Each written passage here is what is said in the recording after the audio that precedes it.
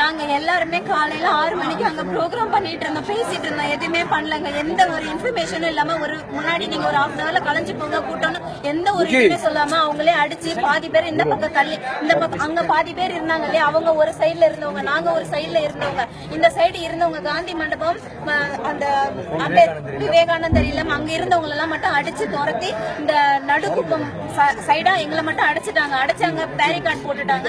நாங்க எல்லாருமே லேடிஸ் கேட்கும் போது என்ன நீங்க எல்லாம் வந்து என்ன கஞ்சா குடிக்கிறீங்களா, நக்சலைட் பண்ண வந்திருக்கீங்களா, பிராஸ்டியூஷன் பண்ண வந்த லேடிஸ் நீங்க, நாங்க வந்து தான் போதப்பட்டு வந்து பேசி கேவலமான முறையில பெண் காவலர்களை வச்சு தூக்கிட்டு வந்தான்னு சொன்னாங்க. ஆனா கிடையாது, ரொம்ப கண்ட இடங்கள் எல்லாம் ரொம்ப மோசமான முறையில ட்ரீட் பண்ணி போலீஸ் ரொம்ப கேவலமா அடிச்சு கொண்டு வந்து இங்க எங்களுக்கு விட்டாங்க. ஆக்சுவலி நான் இந்த இடத்துல எங்க இருக்கேன்னு கூட தெரியல. நைட் 2 மணில இருந்து நாங்க களத்துல போறோம். நான் டெல்லியில இருந்து வரேன். ரொம்ப கேவலமான வார்த்தைகள், நீ குடிச்சிருக்கே அடின்னு கேக்குறாங்க. அசிங்கமான வார்த்தைகள், நீ கஞ்சா போட்டுட்டு பேசுறியா அடி அப்படின்னு சொல்லி கேக்குறாங்க. ஆக்சுவலி நான் வந்து தமிழ் சங்கத்துல பேசக்கூடிய ஒரு பேச்சாளர், தில்லி தமிழ் சங்கத்துல பேசக்கூடிய பேச்சாளர். நான் என் பேர் தமிழ் மகள் வீரா. ரொம்ப தகாதையான ட்ரீட்மெண்ட், அதாவது என்ன தூக்கிட்டு வரும்போதெல்லாம் எல்லா மக்களும் பாத்துட்டு இருந்தாங்க.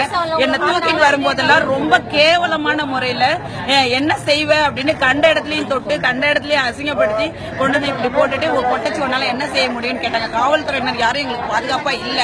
இன்னைக்கு இந்த அரசாங்கம் என்ன சொல்லியிருக்கோ, இந்த 26ஆம் தேதிக்காக இதை கிளீன் பண்ண சொல்லியிருப்பாங்க, இந்த இடத்த வெக்கேட் பண்ண சொல்லியிருப்பாங்க.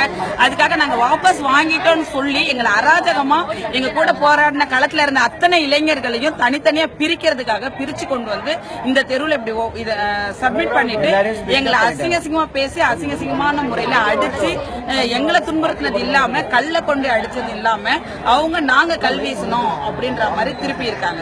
பட் உண்மை என்னன்னு கேட்டா, எங்களை வந்து மெரினா கிட்ட போக அணுக விடாம இருக்கிறதுக்காக நடத்திய தீவிரமான தடியடி முயற்சி தான் இது.